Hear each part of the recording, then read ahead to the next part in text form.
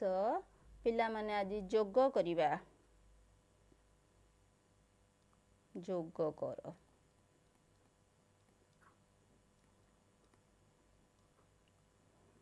ଆଗରୁ ଆମେ ଶିଖିଛେ ମିଶାଣ ଶିଖିଛେ ବା ଯୋଗ ଶିଖିଛେ। ମୁଁ କେତୋଟି ଆଜି କ୍ରମ ଦେବି ଏକଦଶ କ୍ରମରେ ଆମେ ସଜେଇବା ତାପରେ ମିଶେଇବା। କିପରି ଲେଖିବା?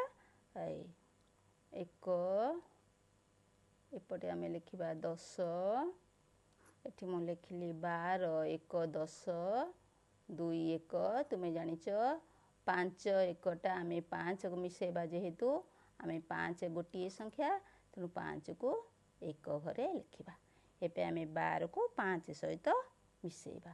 ପ୍ରଥମେ 1 ଘର ମିଶେଇବା 2 1 ଯୁକ୍ତ 5 1 ସମାନ କେତେ ହେଲା ନା 7 1। ଏବେ 10 ଘରକୁ ଯିବା 1 10 ଅଛି ତା ତଳେ ଆଉ କିଛି ସଂଖ୍ୟା ଅଛି କି ନାହିଁ ତେଣୁ 1 10 1 10 ଘରେ ରହିଲା। ତାହେଲେ ଏବେ ଆମେ ଜାଣିଲେ 1 10 2 1ରେ 5 1 ମିଶାଇଲେ ଆମର ହେବ 1 10 7 1।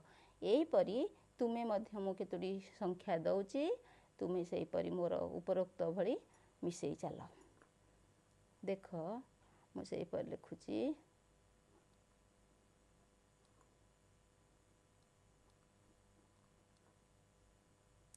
1 10 7 1 ମିଶାଣ 2 କେତେ ହେବ ତୁମେ ମିଶାଇବ।